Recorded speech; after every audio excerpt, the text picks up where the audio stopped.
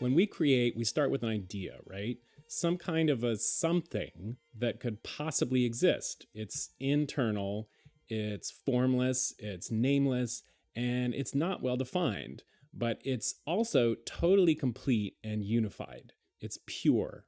And in that way, it's perfect. And that perfection brings us a lot of joy. But then we try to pull that internal something out into the external world.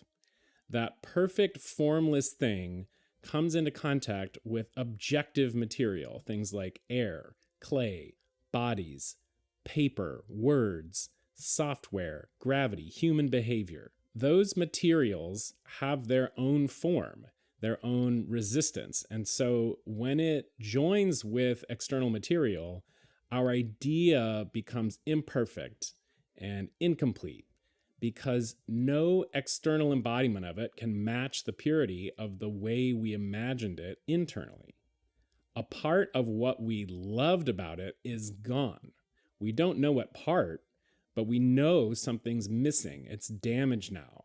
It's destroyed. And we grieve it. Sometimes the fear of that loss, that vulnerability, is enough to keep us from ever making that idea into something. But when we do move forward, what happens is we split ourselves in two.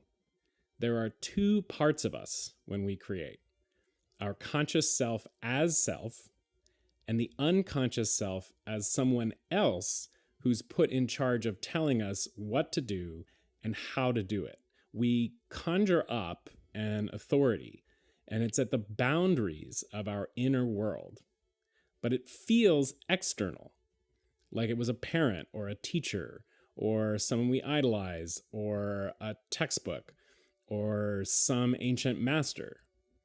And we pour into it all the rules, the restrictions, the guidance, and the criticism that comes with previous relationships toward actual figures of authority that we've had in the past.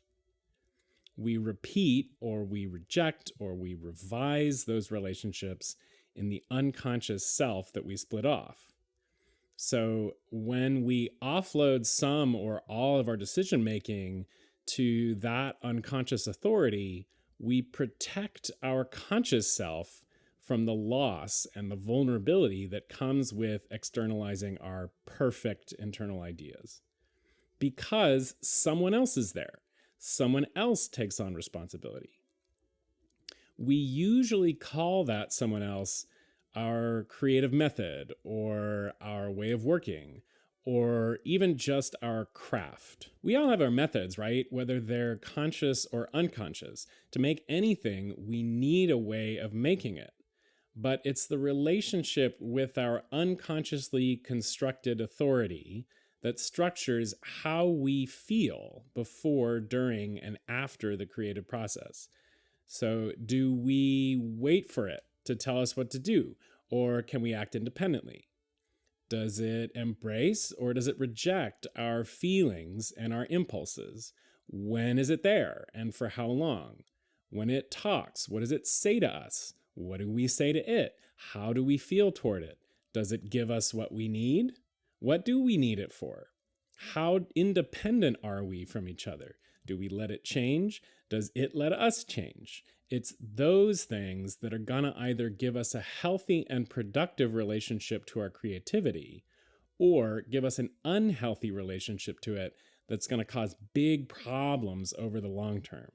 So the best thing that we can do is make ourselves aware of just who that unconscious self is and how we relate to them. That's going to give us that healthy relationship to creativity.